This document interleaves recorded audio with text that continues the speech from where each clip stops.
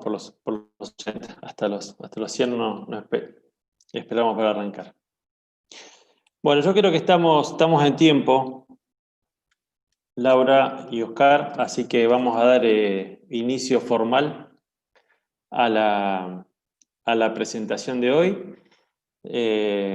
Bueno, en nombre mío, de Oscar, de Laura y de Oscar, les damos la bienvenida a esta nueva conferencia que hemos comenzado ya el ciclo de conferencias hace un mes atrás.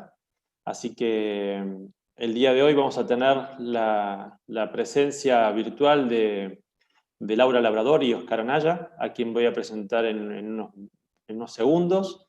El tema que nos reúne hoy es el tema de los desafíos en los sistemas de levantamiento artificial en Colombia. Así que va a ser un tema muy interesante para conocer un poco más de la realidad de los sistemas de levantamiento artificial en Latinoamérica. Así que es una muy buena oportunidad. Antes de comenzar, simplemente les recuerdo, ustedes van a encontrar dos canales de comunicación, una cajita de Q&A, preguntas y respuestas. Les pido que cuando terminemos la presentación de ambos, que van a ser aproximadamente unos 45 minutos, la idea es que hagamos una ronda de preguntas y respuestas y pongan las preguntas a quién va dirigida, si es a Laura, Oscar o ambos. Así nos organizamos un poquito con las preguntas. Así que bueno, para cumplir con la agenda, los voy a presentar. Ahí si me ayudas, Oscar, con el slide.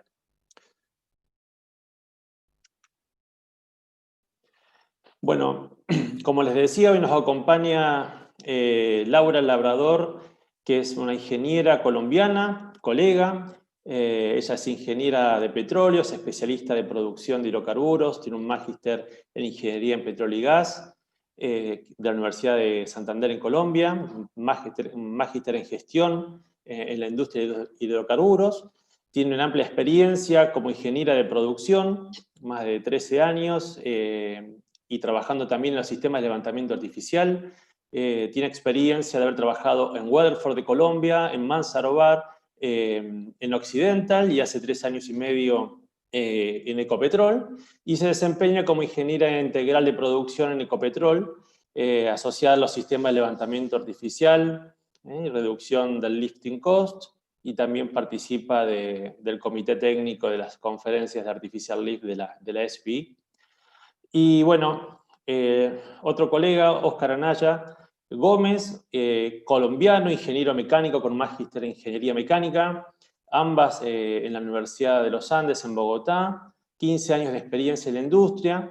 Oscar tiene amplia experiencia, como vamos a ver, en Artificial Lift y en ESP principalmente.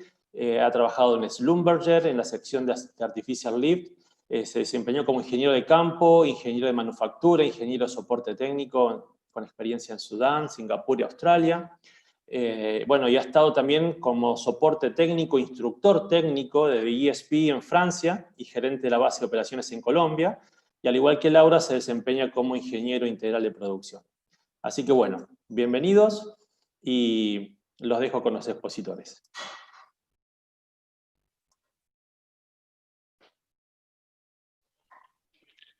Bueno, muy buenas tardes, bienvenidos nuevamente a esta conferencia. Ahora les habla Laura Labrador. Nos alegra que nos acompañen el día de hoy. Vamos a iniciar presentándoles el contexto o distribución de los principales sistemas de levantamiento artificial, seguido de los desafíos que tenemos en bombeo mecánico, bombeo por cavidades progresivas y bombeo electrosumergible. Luego vamos a compartirles qué soluciones hemos implementado y algunos retos adicionales.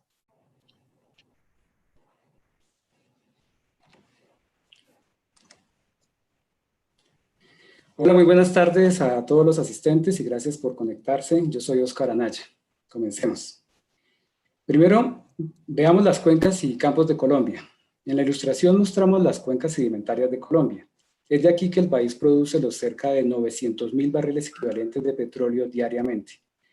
Parte de la producción proviene de cuencas como la del Caguán Putumayo al sur del país, el Valle Superior del Magdalena, ubicado en el centro-sur del país entre las cordilleras oriental y central, la cuenca Catatumbo en la parte nororiental de Colombia, entre otras.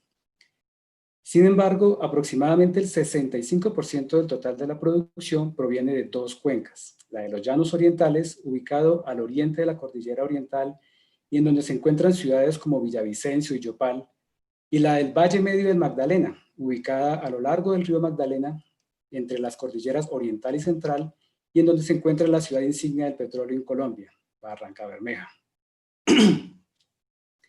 A la derecha mostramos los campos con mayor producción de hidrocarburos en cada una de las cuencas. En la cuenca de los Llanos Orientales, comenzando por el norte y moviéndonos aproximadamente en dirección sur-occidental, tenemos los campos Caño Limón, Pauto Sur, Tigana Norte y Tigana Sur, Túa, Jacana, Ocelote, Rubiales, Quifa, Castilla, Chichimene y Acacías. Por otro lado, en el Valle Medio del Magdalena y comenzando de norte a sur, tenemos los campos Acordeonero, Yariguí, Cantagallo, Casabe, La Cira Infantas y Moriche.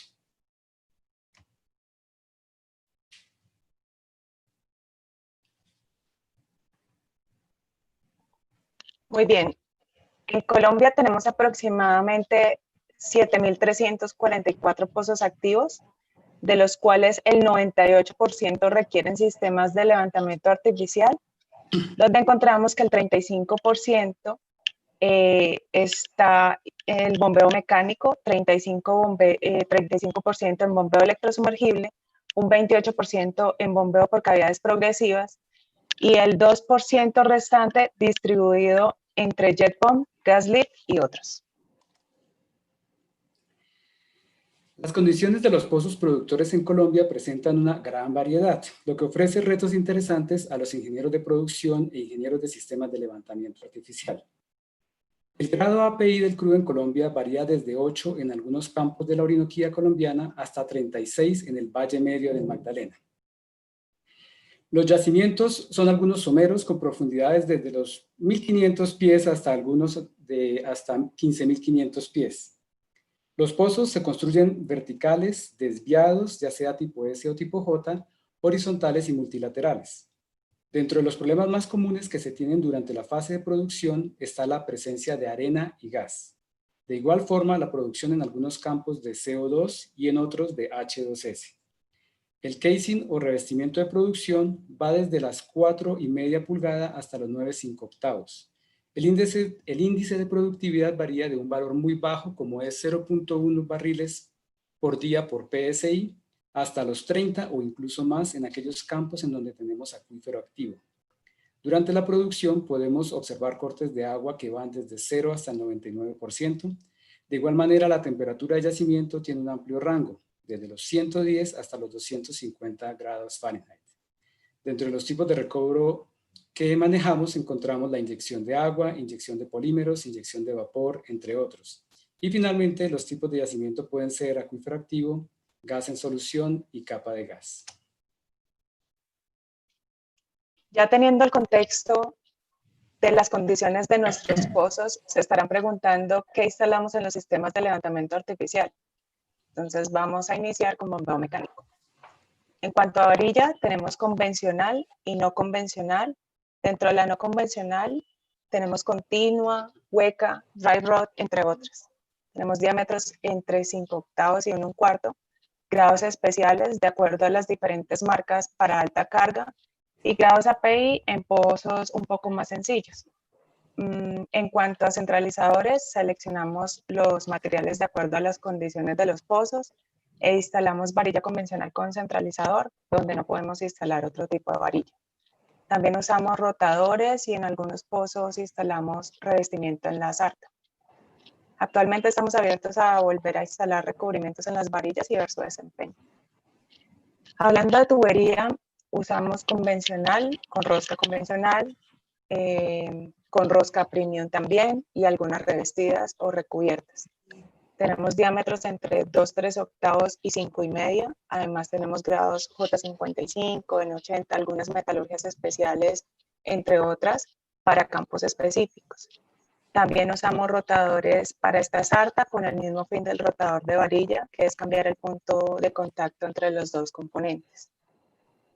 Usamos filtros con el fin de disminuir el tamaño de grano que ingresa a la bomba separadores para evitar altos volúmenes a manejar por la misma, y también probamos tanto recubrimientos como revestimientos de acuerdo con la necesidad de cada pozo. En algunos pozos, de acuerdo a la profundidad, instalamos anclas, pero no es lo más común acá en Colombia. En cuanto a las bombas reciprocantes, tenemos también API y no API. No API tal como, por ejemplo, la Steam Bypass, Oversize, Pampas, 2 etapas, entre otras. Y en general en diámetros desde 106 hasta 4 3/4. Y metalurgias convencionales y especiales de acuerdo al fluido del pozo que vayamos a producir. Bueno, hablando de unidades de bombeo, tenemos también mucha diversidad. Tenemos desde unidades baby looking hasta incluso 25-60, que ustedes sabrán que son bastante robustas. Adicional, encontramos unidades de largo recorrido, mecánicas e hidráulicas. En algunos campos tenemos también unas unidades hidráulicas de menores recorridos, pero su uso dependerá de la necesidad del campo y de cada pozo. Muy bien. En cuanto a bombeo por cavidades progresivas, la varilla es muy similar a lo que les hablaba en bombeo mecánico, los usos, solo que para los centralizadores tenemos especial cuidado con la selección del diseño del centralizador, teniendo en cuenta el movimiento del fluido para evitar restricciones en algún punto. La tubería también es muy similar, solo agregamos estabilizadores para fines de reducción de algunas fallas evidenciadas por vibración, y aquí la mayoría de pozos sí tienen ancla instalada. En cuanto al cabezal de rotación, tenemos con poleas y correas, tenemos de engranajes y de accionamiento directo. Tenemos frenos mecánicos, hidráulicos, y para los de accionamiento directo, los frenos electromagnéticos.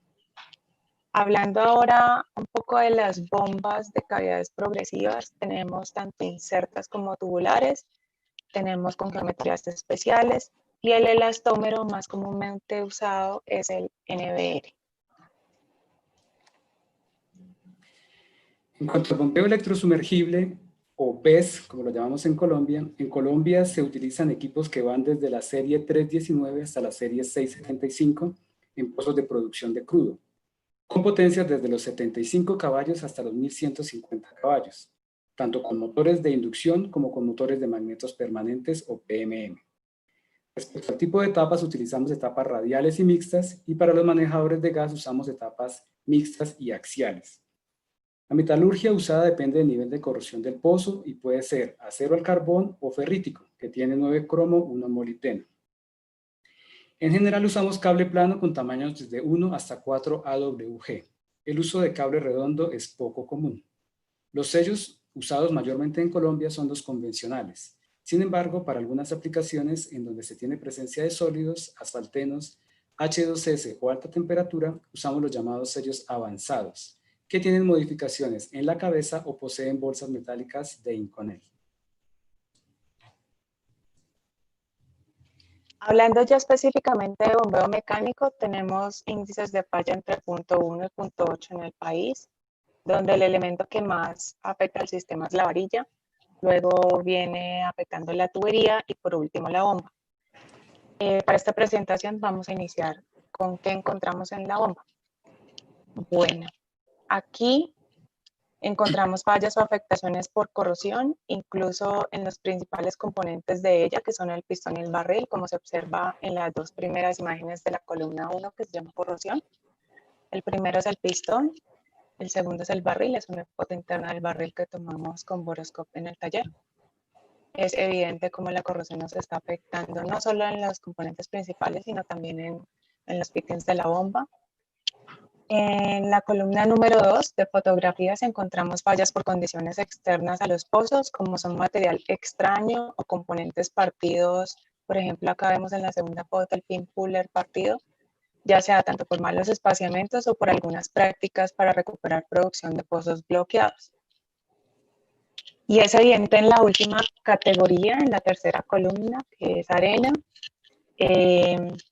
No es un secreto para nadie que no es el mejor sistema de levantamiento para manejarla, así que termina en un pozo pegado, y como se muestra en la primera foto, incluso llegó al taller el pistón pegado por dentro del barril. En la tubería También encontramos problemas por corrosión, ocasionando que el pozo quede incluido en superficie debido a la desviación de los pozos. Como hablábamos al inicio, tenemos pozos tipo S y tipo J, en su mayoría también pues en bombeo mecánico y PCP, no es que tengamos estos dos sistemas con pozos verticales, entonces ocasionamos desgastes severos en un solo punto o en más puntos como se evidencia en la segunda fotografía de la columna de desviación. También tenemos temas de jetting, que es cuando producimos bastante gas en el pozo e intentamos hacer una separación natural yendo a fondo o por debajo de los perforados, o incluso cuando la presión del pozo es muy baja y queremos tener la bomba lo más pegada a la cara de la formación. En cuanto a la varilla, nuevamente encontramos corrosión y la desviación también la afecta, como se ve en la primera fotografía de la segunda columna, la llamada desviación. Los hilos de la rosca del coupling por el desgaste severo con la tubería se alcanzan a ver, ahí como observan en la fotico.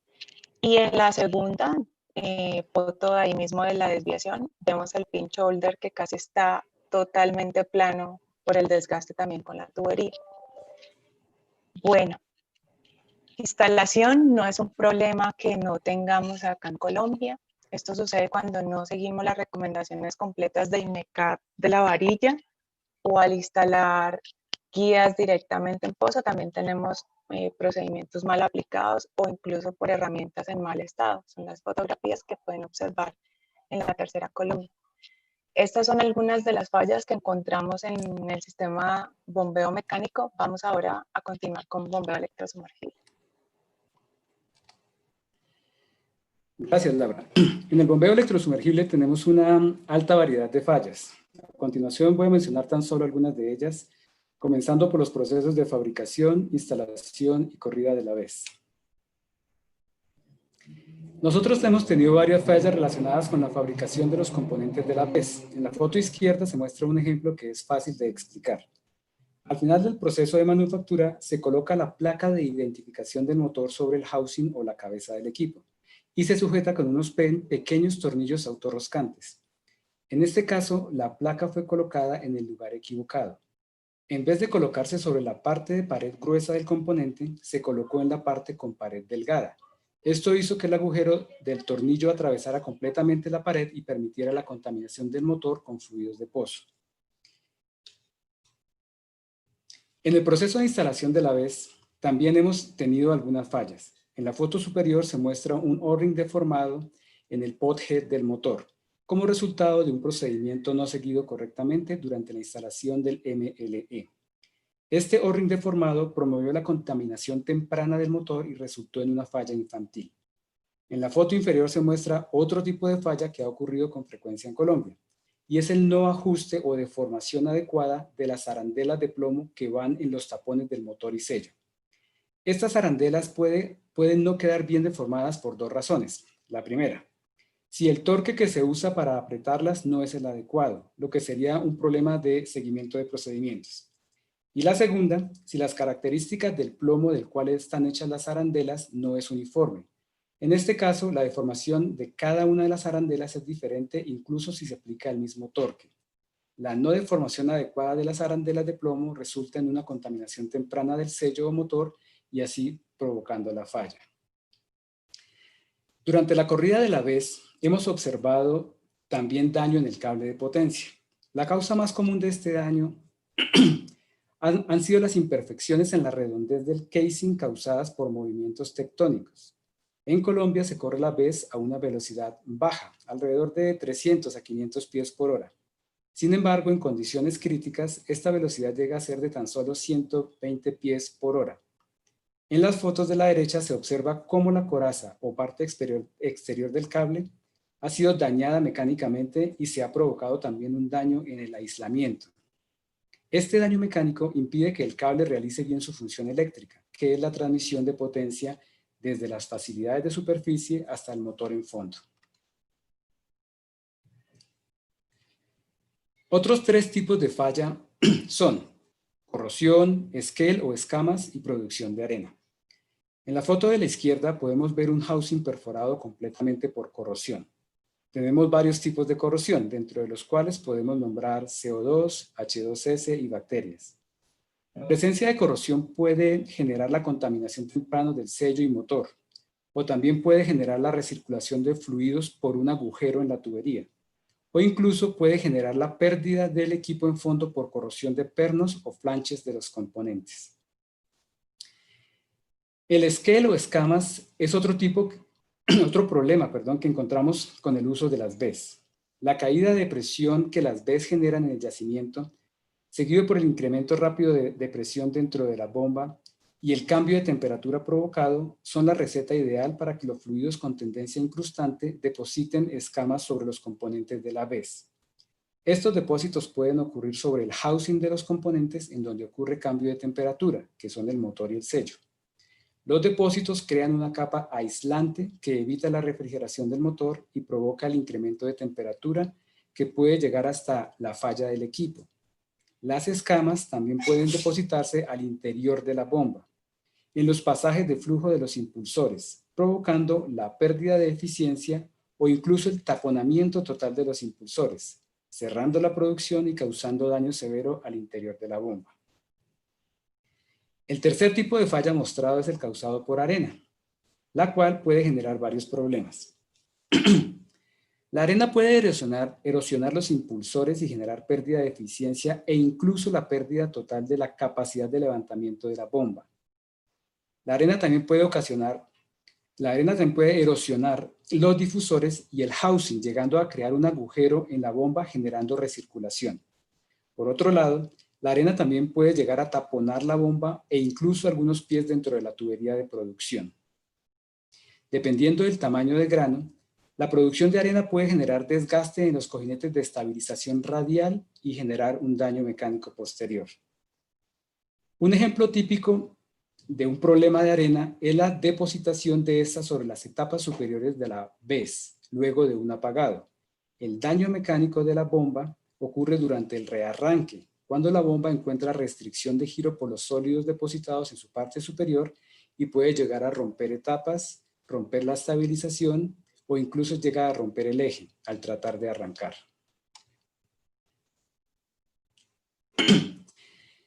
Otros tipos de falla muy comunes en Colombia son los múltiples arranques y la presencia de gas.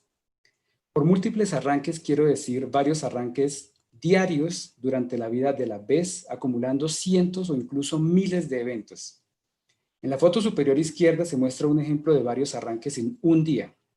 Varios de los campos de producción de crudo en Colombia están ubicados en la parte final de la red de distribución eléctrica nacional, por lo que la estabilidad no es buena.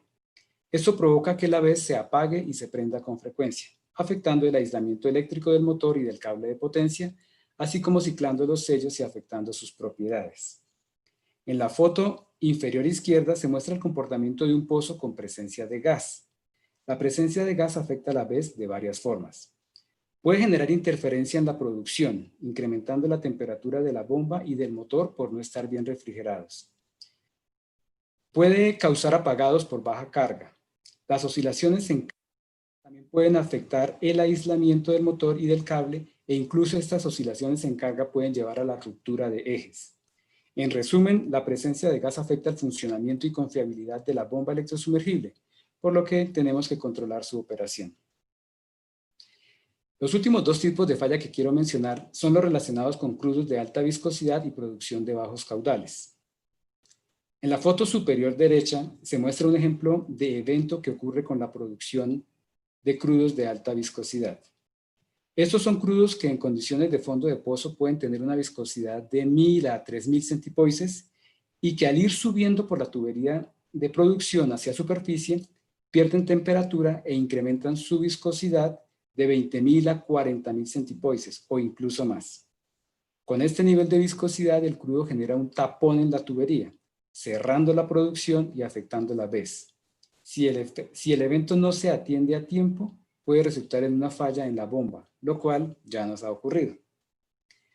En cuanto a producción de caudales, otros sistemas como bombeo mecánico y PSP quizás son mejores para la producción de estos bajos caudales, Sin embargo, no siempre es posible utilizarlos por las condiciones de profundidad, temperatura, desviación, etc. Entonces utilizamos las BES para producir crudo extra pesado en caudales bajos, de unos 100 a 300 barriles por día. Si bien la BES logra manejarlos, la eficiencia volumétrica es muy baja, del orden del 8 al 15%, lo que hace que la bomba no funcione en su mejor condición y se vea afectada en el mediano plazo y posiblemente no llegue a su run life objetivo. El escenario de índice de falla de bombeo por cavidades progresivas es un poco más desalentador, ya que tenemos rangos entre 0.3 y 1.1.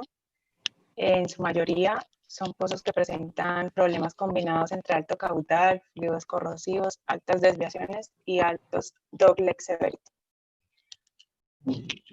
Por ejemplo, alcanzamos a ver cómo la combinación de altas producciones de fluido, es decir, más de 800 barriles de fluido por día, y además un fluido corrosivo terminó por rompernos una parte de la bomba, como se evidencia en las fotografías relacionadas a corrosión en la primera columna, y otros casos en la segunda y tercera columna llamadas condiciones operacionales, donde terminamos afectando los elastómeros por condiciones de baja sumergencia o problemas con cambios de presiones que permiten, como ustedes saben, que el gas se meta dentro del elastómero y nos salga al final cuando vuelva a cambiar la presión, una descompresión explosiva en corto tiempo. Bueno, y arena. Aunque sabemos que este sí es el sistema que mejor maneja la arena, tiene su límite. Vemos en las dos primeras fotografías o columnas, como quieran llamarlo, cómo la bomba maneja grandes volúmenes de arena y termina en falla. No se nos escapan tampoco algunas fallas por fabricación. A estas alturas pues tenemos poquitas, la verdad, yo diría que menos de un 1% de las causas en las fallas por bombas son por fabricación. Vemos en esta específicamente cómo el rotor se parte a la altura de la afectación de la soldadura. En cuanto a la tubería, tal como lo mencioné también en bombeo mecánico, tenemos afectación por fluidos corrosivos, desde pequeños agujeros como se ve en la primera foto de la primera columna. Ven que hay un lapicero ahí y el agujero es ligeramente más grande que la punta de él. También vemos huecos un poco más grandes, como se evidencia en la segunda foto. También el tema de la desviación es complejo en PCP, pero acá es un poco más crítico, ya que el sistema mantiene el mismo punto de contacto entre la tubería y la varilla todo el tiempo. Es decir, no tiene esa gabela del recorrido de la unidad de bombeo en superficie que cambia todo el tiempo los puntos de apoyo. Y además, pues este sistema maneja mayores ciclos, es decir, mayor velocidad que el mismo bombeo mecánico. Esto lo podemos observar también en la segunda columna de fotos, como en la tercera y la última foto de la tercera columna corresponde a problemas difíciles de identificar. Al hacer el pooling de la tubería, ustedes saben que pues difícilmente se puede uno poner a revisar rosca por rosca la tubería que va saliendo, entonces este problema es súper complejo de identificar, solamente sabemos que se nos queda el pozo sin fluido en superficie y como el roto está justo en los hilos de la rosca siguiendo su forma de más. Hemos visto que estos problemas los encontramos en PCP asociados a temas de vibración y fluidos corrosivos también. Es la combinación de las dos causas. En cuanto a la varilla, la corrosión vuelve a jugar un papel muy importante como se observa en la columna número 1. Adicional, encontramos temas de instalación y unas limitaciones en tecnologías, en accesorios, sin desconocer lógicamente la importancia de los procesos de instalación, que es lo que vemos en la columna número 2. Ahora que ya vimos los desafíos a los cuales nos estamos enfrentando en los diferentes sistemas de levantamiento en Colombia, les vamos a contar qué soluciones hemos implementado. Tenemos corrosión identificada por CO2, H2S, bacterias, alta salinidad, tal como lo mencionaba Oscar cuando hablaba de bombeo electrosumergible. Para esto hemos probado recubrimientos para tuberías y varillas, nos ha ido muy bien. pero esto funciona adecuadamente cuando no se deja atrás el tema de la desviación. Hemos utilizado metalurgias especiales en bombas desde los fittings hasta los barriles y los pistones, y además usamos aleaciones en varillas con seguimiento a su desempeño, es decir, no solamente nos guiamos por lo que dice el brochure, sino también mediante análisis internos que hace cada compañía operadora, aprovechando que se tienen en el país todas las marcas instaladas con el fin de rankear las varillas de acuerdo a la metalurgia y las condiciones agresivas de los pozos. Para las bombas electrosumergibles en pozos con problemas de corrosión utilizamos housing ferrítico, que mencionaba de 9 cromo 1 molibdeno, o acero al carbón con recubrimientos de Monel. Para la coraza del MLE y el cable de potencia usamos acero inoxidable o Monel.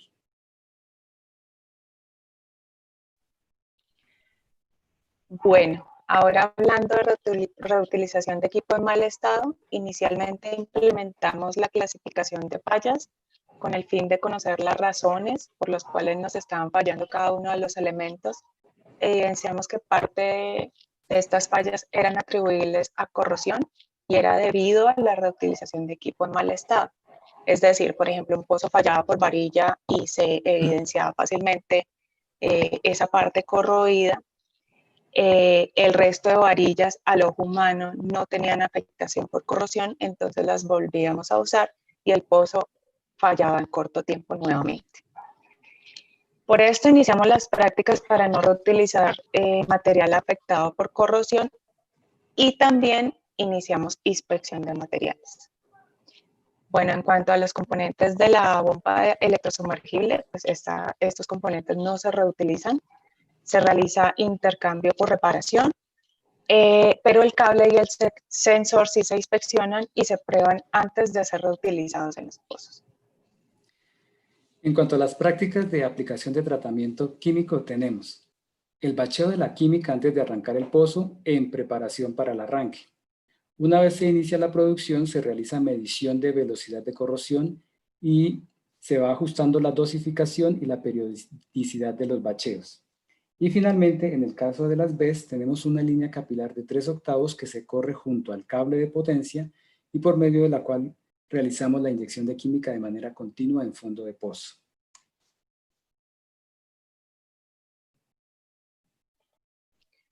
Bueno, ahora para hablar del problema que tenemos con la arena, lo primero que intentamos hacer es evitarla, identificando el mejor intake de la bomba. Como bien sabemos, la arena tiende a irse al fondo del pozo y le queda más difícil subir si el intake está arriba del tope perforados. También le damos manejo a la velocidad de los sistemas de bombeo, encontrando velocidades críticas para evitar producir la arena. Y también manejamos el drawdown. Incluso tenemos algunos pozos identificados con niveles críticos. También completamos unos pozos con open case hole y open hole con gravel pack. También instalamos en algunos casos mallas y en los pozos que son viablemente económicos, identificamos que tenemos un problema de producción de arena por una zona, la aislamos. El segundo paso es el manejo de la arena cuando ya ha ingresado a la bomba. Lo primero aquí es seleccionar el sistema de levantamiento adecuado para el manejo de arena, para lo cual las PCP son las ideales, pero también lo pueden hacer de cierta manera en las bombas electrosumergibles. Con las PCP en particular se debe realizar cuidadosamente la selección del ajuste de las bombas. Adicionalmente, en las bombas se debe seleccionar la metalurgia adecuada para que mejor soporte la erosión. Específicamente en las BES se debe seleccionar la geometría y la metalurgia de las etapas. Adicionalmente, ya hay varias tecnologías de recubrimiento que empresas de servicio están ofreciendo para hacer las etapas más resistentes al desgaste. Finalmente, y muy importante, es la selección adecuada de la estabilización radial.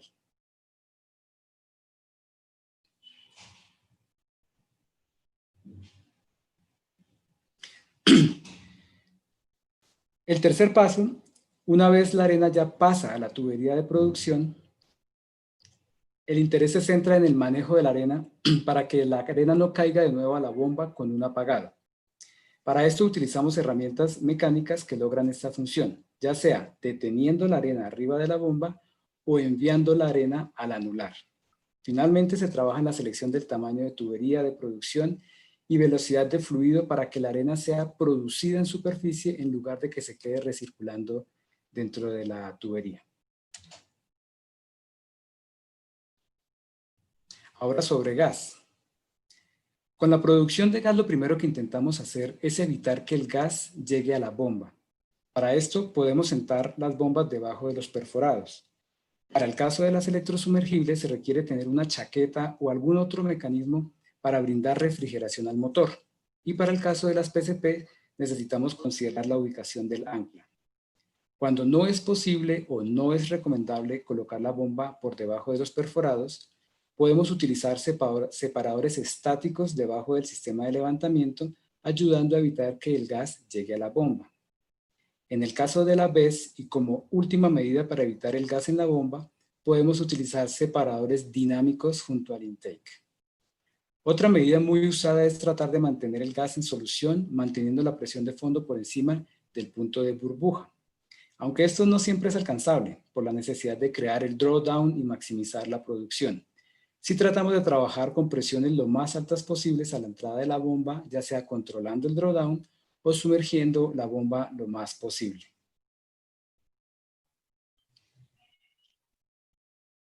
En el manejo del gas en la bomba vuelve a jugar un papel muy importante la velocidad de bombeo y por ende pues los controladores. Por ejemplo, en bombeo mecánico vemos que cuando manejamos velocidades descendentes menores a las ascendentes le damos un poco más de tiempo al barril para que se llene, no lo apresuramos, no agitamos el fluido y ayudamos un poco a manejar el gas.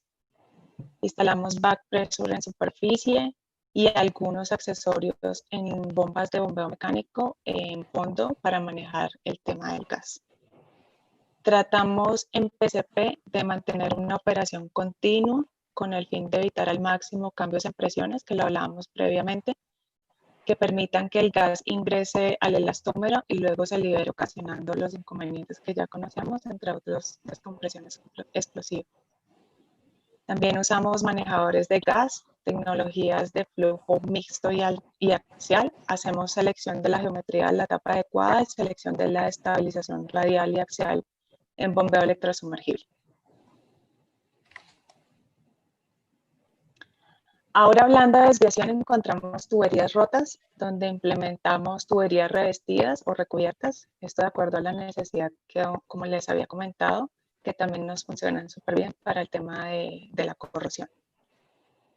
Usamos rotadores de tubería que nos permiten cambiar el punto de contacto entre los componentes varilla y tubería, alargando la vida de ambos considerablemente.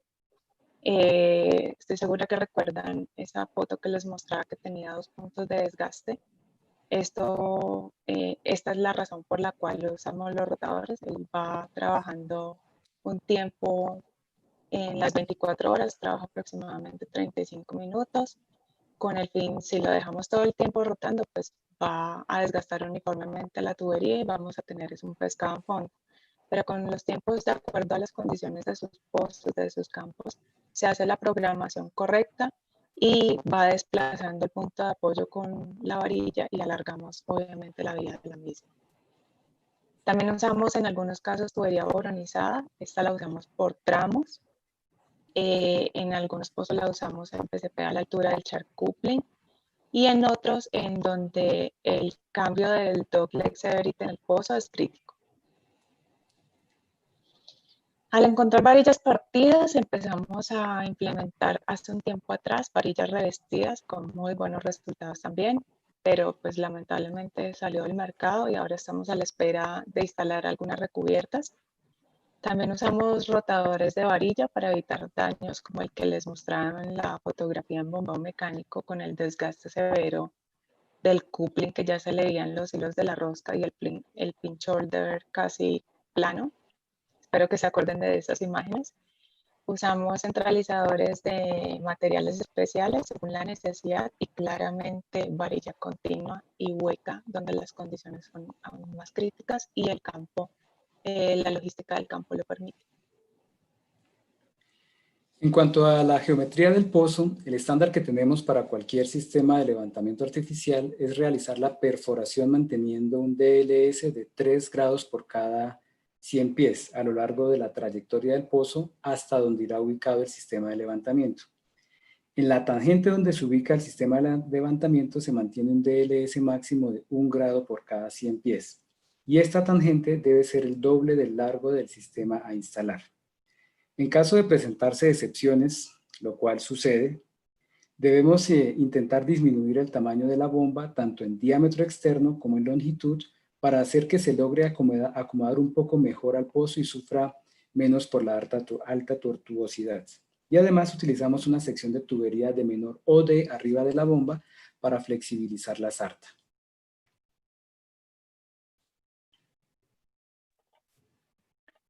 Bueno, y en la parte de retos relacionados a parámetros operacionales o de instalación, empezamos a hacer un trabajo bien fuerte en los procedimientos de instalación, implementando el correcto make-up de la varilla, la instalación de las guías en pozo, cuidados para evitar que se caiga cualquier material extraño que luego la bomba termine bloqueada por tratar de producirlo.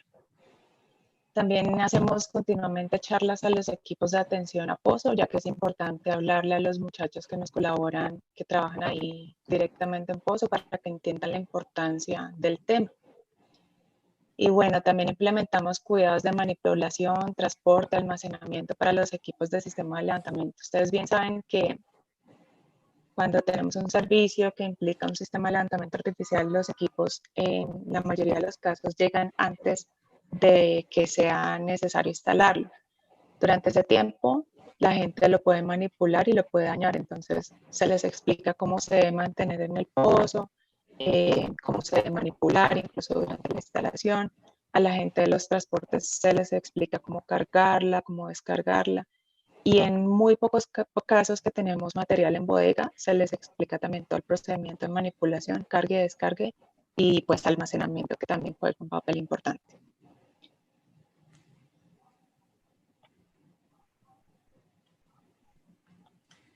Para asegurar el desempeño de las empresas de servicio, desde la planeación de los contratos se tienen en cuenta empresas con trayectoria reconocida nacional e internacional en cada uno de los sistemas de levantamiento y con base de operaciones en el país.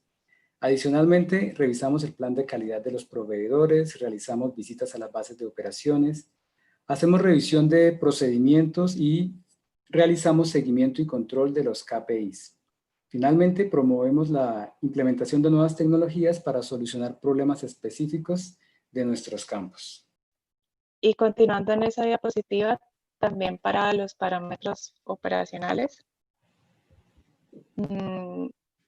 hacemos un monitoreo constante de los pozos, manejamos rampas de velocidad tanto de arranques como de rearranques, cuando son programados, lógicamente, y tratamos de seguir las mejores prácticas de operación en los pozos en cuanto a sistemas de levantamiento mientras esto sea posible. Ahora sí, para terminar, queremos hablarles brevemente de unos retos adicionales. Estos inician lógicamente con el precio del crudo, no es un reto que sea solamente de Colombia, sino es a nivel mundial. Esto a nosotros nos está exigiendo tener procesos cada vez más eficientes, bajar costos tanto de feria y como de los equipos de atención a pozo, de mantenimiento, lo cual se logra pues con un granito de arena, reduciendo las fallas y haciendo vigilancia tecnológica con el fin de aplicarla y evaluar su funcionamiento, y también haciendo reducción del costo de materiales, que si tenemos menos fallas, pues al final se va a traducir en menor compra de material. Tenemos también el reto de hacer cada día pozos nuevos más económicos. Un reto que quizás nos venga en el futuro es el tema de yacimientos no convencionales y el tema de la integridad y confiabilidad de pozos, que viene tomando muchísima fuerza acá en Colombia desde hace un par de años. Esto es lo que queríamos mostrarles, es un poco de lo que vivimos en Colombia con sistemas de levantamiento artificial, y bueno, si tienen preguntas, ahora les damos el espacio para iniciarlas. Gracias. Bueno, Laura, Óscar, muchísimas gracias por el tiempo. Bueno, hay una lista de casi 40 preguntas, pero vamos a ir de a poco. Igual les comento a los participantes, ahí les dejé hace un ratito el link para que puedan descargar la presentación en la página del evento. Ahí sí que yo les voy a ir pasando algunas preguntas para ambos, Oscar y Laura. Bueno, con respecto al sistema de PCP, por ahí no sé si tienen proyectos de recuperación mejorada con inyección de polímeros. Un poco la pregunta concreta es si hay, primero si tienen proyectos de recuperación mejorada y si es así, si hay testeos de compatibilidades con las bombas de cavidades progresivas. Laura, esa es la pregunta. Oscar, ¿quieres contestarla? Bueno, la parte de recobro, definitivamente sí, se está haciendo recobro con inyección de agua, inyección de polímeros. Incluso tenemos proyectos de inyección de aire, eso se está haciendo ampliamente. Lo de los elastómeros, pues personalmente no lo sé, ahí sí, si Laura lo puede. Sí, claro que sí. En PSP nosotros no, pues la aplicación es sin este tipo de recobro. Solamente estamos manejando ESP, PSP por ahora no estamos en ese proyecto. Saliéndonos un poco de lo que es la recuperación secundaria y sí hablando sobre las pruebas de elastómeros, cuando se hace un contrato, hablando particularmente de los contratos que hizo Ecopetrol, sí se realizó una prueba muy detallada sobre la compatibilidad de los crudos con los elastómeros y de esa forma se escogieron los proveedores que iban a participar en la producción de crudo de algunos campos en específico. Así que me imagino en el momento de hacer recobro secundario o terciario, se tendrá efectivamente que probar los elastómeros para estar seguros de su compatibilidad con lo que se va a producir. Y como para dejar un poquito más acotada mi respuesta ahorita, me refería al tipo de recobro por polímero. Por ejemplo, en la mayoría de nuestros campos tenemos recobro con inyección de agua. Ahí sí tenemos PCP claramente, pero con polímeros por ahora no estamos ahí. Ok. Bien, Laura. Referido a PCP, la pregunta es si han hecho experiencias con electro-PCP, es decir, IS-PCP. Sí, bueno, sí hemos probado. Incluso en Colombia tenemos un porcentaje pequeño de ESPCP. Si quieres, Oscar, comenta un poquito y yo cierro. Sí, estaba sonriendo porque es un tema que nos toca a los dos bastante. A la hora Sí, en lo que nos hace sonreír bastante. Lo que creemos que puede ser el futuro de las electro y PCPs en el futuro en el sistema llamado electro-PCP. Efectivamente, sí hemos realizado ya pruebas con electro-PCP. No es un sistema fácil, por así decirlo, de implementar porque pues, ofrece sus retos desde el punto de vista más que todo mecánico, por la interacción que existe entre la PCP, la bomba, y el componente de la electrosumergible, que sería el sello hacia abajo. Hemos realizado varias instalaciones y ya tenemos una curva de aprendizaje en la que se han ido mejorando los componentes a medida que pues, han ido fallando. Fallan, se hace el análisis de causa raíz, se encuentra qué fue y se cambia. Dentro de las cosas que hemos encontrado en esta curva de aprendizaje son las siguientes. La primera, inicialmente teníamos PCPs conectadas a electrosumergibles a través de una caja reductora. El número de fallas pues, fue alto. No se encontró una solución inmediata a una caja reductora, así que se abandonó esa parte del proyecto, pero sirvió como curva de aprendizaje. Posteriormente se dijo, bueno, ¿cómo podemos tener las PCPs girando más lento, ya que no vamos a tener caja reductora? Y la respuesta fue los motores de imanes permanentes. Entonces se introdujo la tecnología de motores de imanes permanentes con 10 o 14 polos para que girara más despacio. Eso también hizo parte de la curva de aprendizaje. Luego se tuvieron fallas con el flex shaft, se hicieron algunos cambios en el diseño de este componente.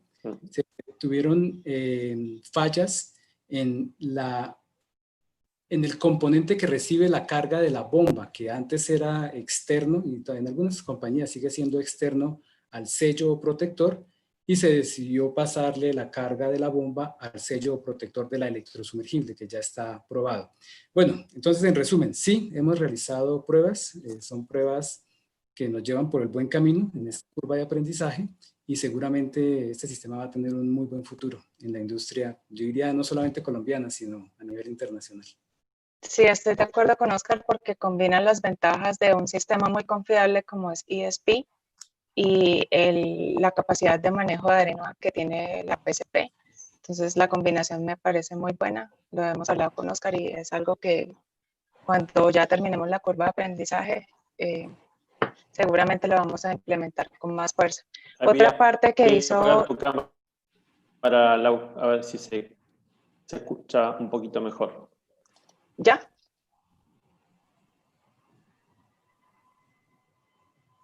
No, no, es que apago tu cámara así, porque se escucha un poco cortado, me parece. Así que te voy a apagar tu cámara, ahí está. ¿Ya mejor? Te escucho, Laura, te escucho. Sí, sí, sí. Decía que, bueno, parte también del aprendizaje que tuvimos es con el tema de los elastómeros. Entonces, bueno, un punto importante es que si ustedes ya tienen PSP instalado en sus campos y el elastómero les va bien, continúen con esas marcas o hagan pruebas de compatibilidad de fluidos antes de implementar el sistema completo y SPCP. Esa fue parte del aprendizaje que tuvimos acá en Colombia también. Y pues combina dos cosas muy importantes. Una es la confiabilidad del sistema ESP y la otra es el manejo de arena. Entonces, juntos, el ESPCP, cuando terminemos la curva de aprendizaje, seguramente va a ser un sistema que se va a implementar con mayor fuerza. Buenísimo. Gracias, Laura y Oscar. Y hay una pregunta, ahí te vuelvo tu cámara, Laura, así seguimos probando. Respecto a los motores de imán permanente, siguiendo con ese tema, sería la aplicación en ESP, digamos, si hay una tendencia a la mayor utilización de la tecnología de motores de imán permanentes en ESP.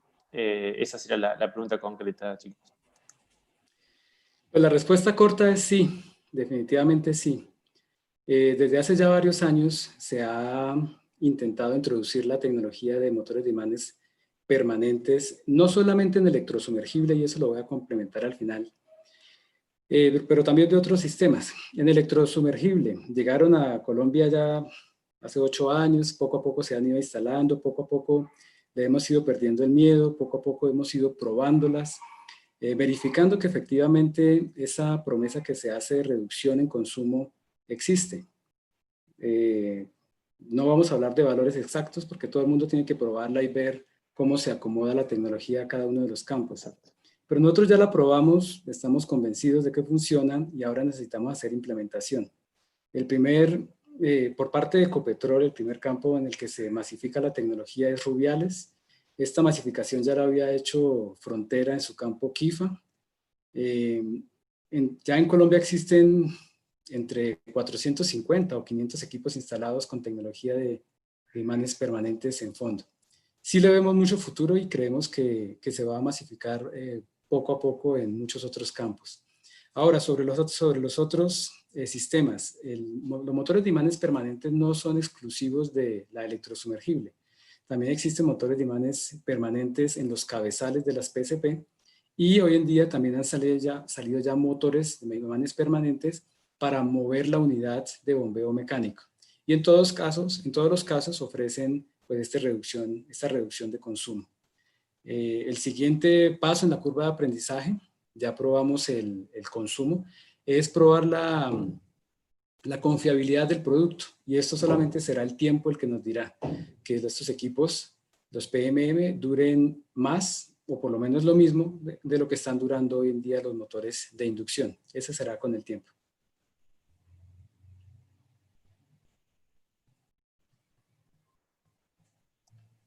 Perfecto, Oscar, gracias. Sí, y ya que mencionas la tecnología de imanes permanentes en cabezales, ahí se suman los cabezales directos con motor de imán permanente, también, bueno, aspectos de seguridad, sí, hay varios aspectos que también hacen que sea un buen elemento para ser incorporado. Otra de las preguntas que tengo por acá, relacionado al tema de varillas continuas en PCP, es si hay una tendencia también a...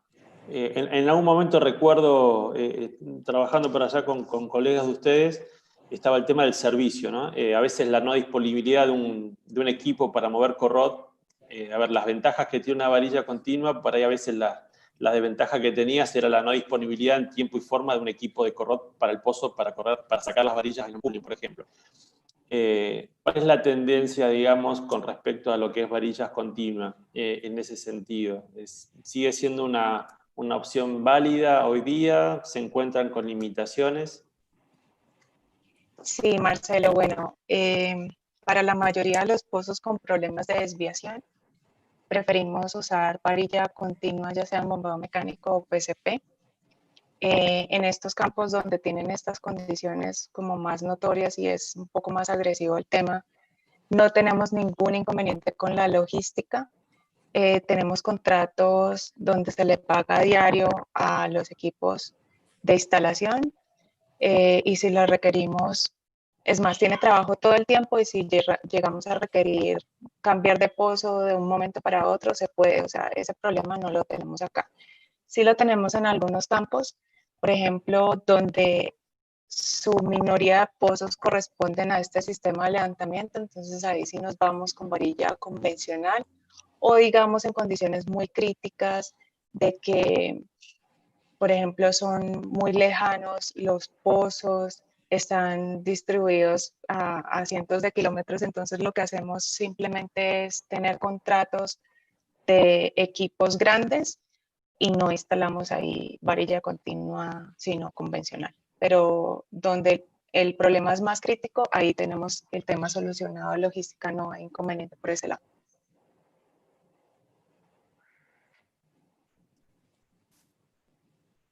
Perfecto, Laura.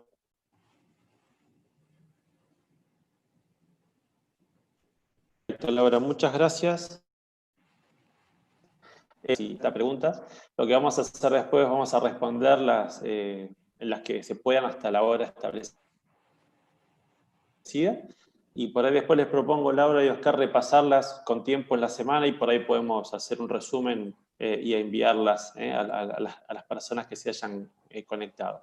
Hay una pregunta que esta es para ambos, porque aplica para todos los sistemas de levantamiento artificial, y es el tema de la automatización, la toma de datos, y habla un poco de esto, ¿no? La pregunta concreta que nos hacen aquí es acerca de, bueno, si hoy se aplica a inteligencia artificial a partir de la toma de datos, ¿no? Pero la pregunta previa es, ¿cuán masificada está, digamos, la automatización? Cuando digo automatización me refiero principalmente al monitoreo, ¿no? Es decir, a la toma de datos de fondo, de superficie, dinamometría, digamos, a partir de pump-off controller, un poco la tendencia, la realidad allí en Colombia. Bueno, diría yo, la mayoría de los pozos tienen algún tipo de recolección de información, ya sea de fondo o sea de superficie.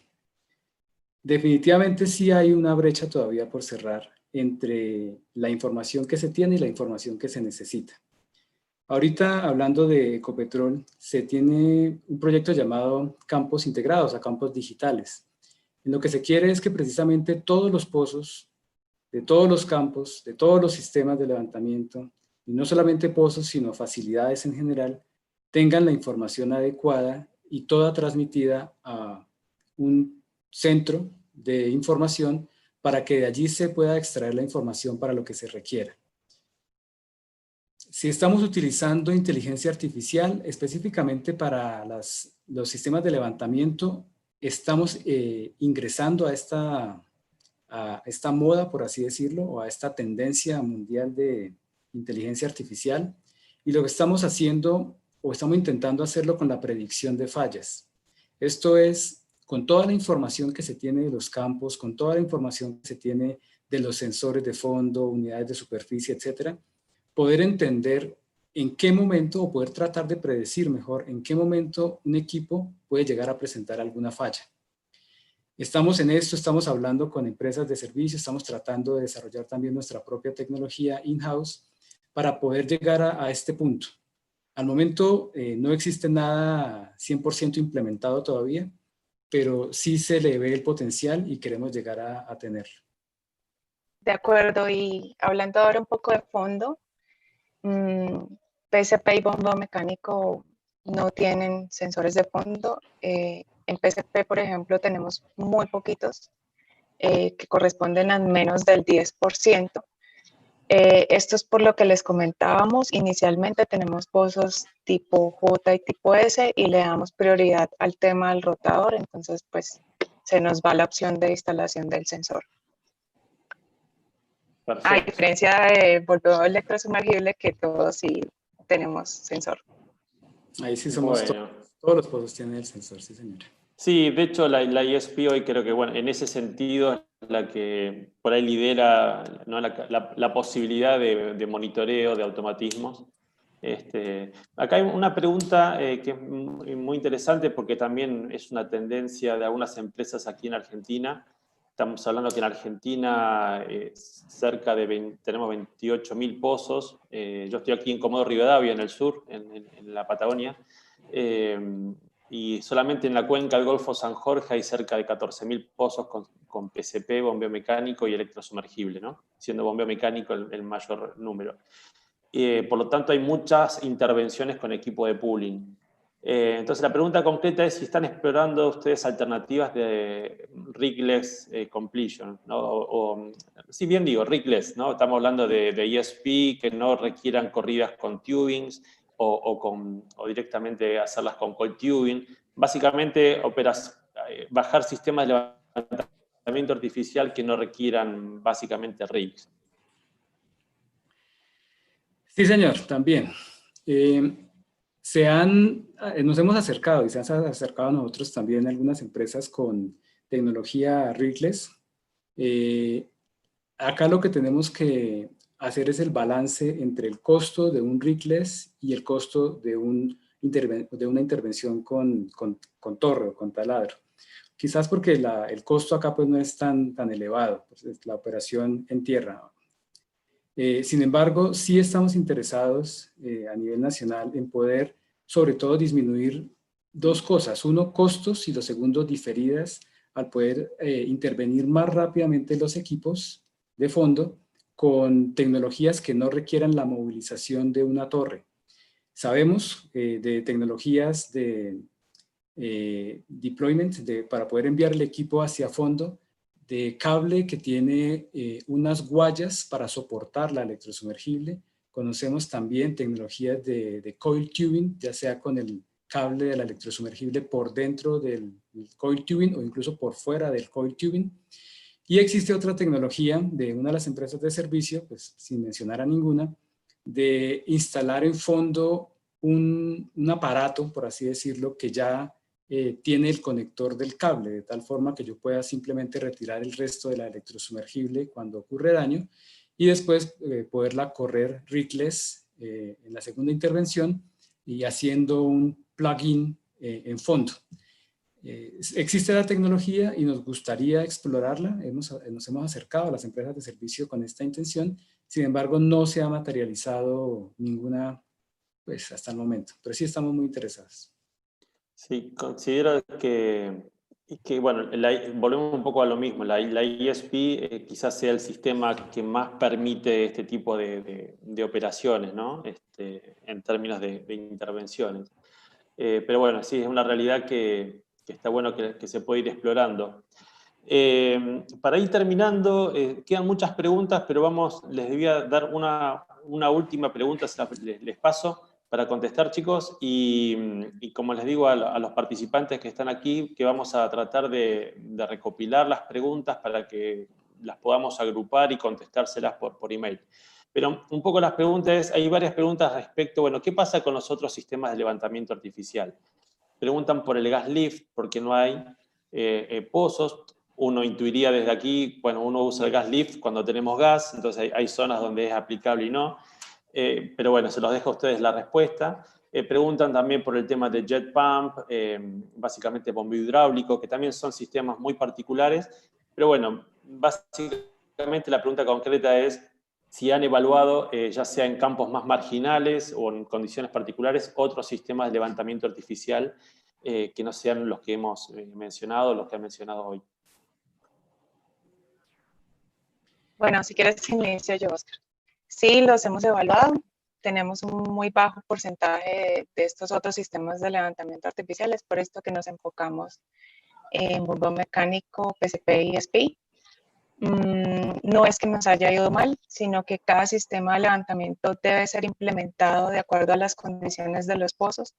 Hemos notado que cuando se implementa de manera correcta, con cada una de las condiciones y parámetros, el sistema de levantamiento artificial tiene un buen run life y por ende, en la mayoría de los casos, un buen índice de falla. Donde no cumplimos todos los parámetros o características que necesitan cada uno de los sistemas de levantamiento, pues empieza el tema a cojear un poquito. Entonces, esta es la razón por la que en su mayoría nosotros usamos bombeo mecánico, PCP y SPI. Las condiciones están dadas para estos pozos. Y bueno, si quieres mencionar algo más.